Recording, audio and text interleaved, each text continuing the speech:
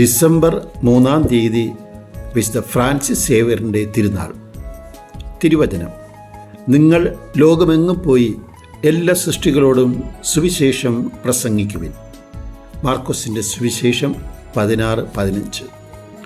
ലോകമെങ്ങും സുവിശേഷം പ്രസംഗിക്കുവാനുള്ള യേശുവിൻ്റെ കൽപ്പന അക്ഷരാർത്ഥത്തിൽ സ്വീകരിച്ച് ഏഷ്യയിലേക്ക് വന്ന വിശുദ്ധ ഫ്രാൻസിസ് സേവ്യർ നമ്മുടെ ഗ്രാമങ്ങളിലും കടന്നു വന്ന് രക്ഷയുടെ സന്ദേശം പങ്കുവച്ചതിനെ ഓർമ്മിച്ച് സന്തോഷം നിറഞ്ഞ ഹൃദയത്തോടെ നമുക്ക് ദൈവത്തിന് നന്ദി ചൊല്ലാം.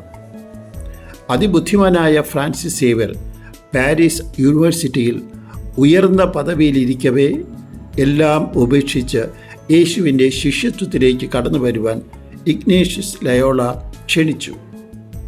ലോകം മുഴുവൻ നേടിയാലും നിന്റെ ആത്മാവ് നഷ്ടപ്പെട്ടാൽ എന്ത് പ്രയോജനം എന്ന തിരുവചനമാണ് ചിന്തിക്കുവാൻ ഇഗ്നേഷ്യസ് ലയോള നൽകിയത്. അനുകൂലമായ പ്രതികരണം ലഭിക്കാത്തതിനാൽ ഫ്രാൻസിസ് സേവ്യറിൻ്റെ മുറിയിൽ ഇഗ്നേഷ്യസ് ലയോള ഒരു രാത്രിയിൽ കടന്നു ചെന്നപ്പോൾ ഫ്രാൻസിസ് സേവ്യർ കുരിശു രൂപത്തിൻ്റെ മുന്നിലിരുന്ന് പ്രാർത്ഥിക്കുന്നതാണ് കണ്ടത്. ക്രൂശിതനായ യേശു ഫ്രാൻസിസ് സേവ്യറിൻ്റെ ഹൃദയത്തിൽ അത്ഭുതം പ്രവർത്തിച്ചു. കുത്തിത്തുറക്കപ്പെട്ട തിരുവിലാവിൽ നിന്ന് ഒഴുകി വന്ന തിരുരക്തം ഫ്രാൻസിസ് സേവ്യറിന് ഒരു പുതിയ സ്നാനം നൽകി.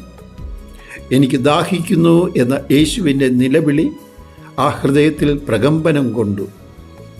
ക്രൂശിതൻ്റെ സ്നേഹാഗ്നി ഫ്രാൻസിസ് സേവ്യറിൻ്റെ ഹൃദയത്തിൽ കത്തിപ്പടർന്നു. കുരിശ് ഉയർത്തിപ്പിടിച്ച് പ്രേക്ഷിത വേല ചെയ്യുന്ന ഫ്രാൻസിസ് സേവ്യറിൽ ജ്വലിച്ചു നിന്നത് ഈ സ്നേഹാഗ്നിയാണ്. നല്ല ദൈവമേ, കുരിശനുഭവം നൽകി എളിയവരായ ഞങ്ങളെയും അങ്ങ് അനുഗ്രഹിക്കണമേ.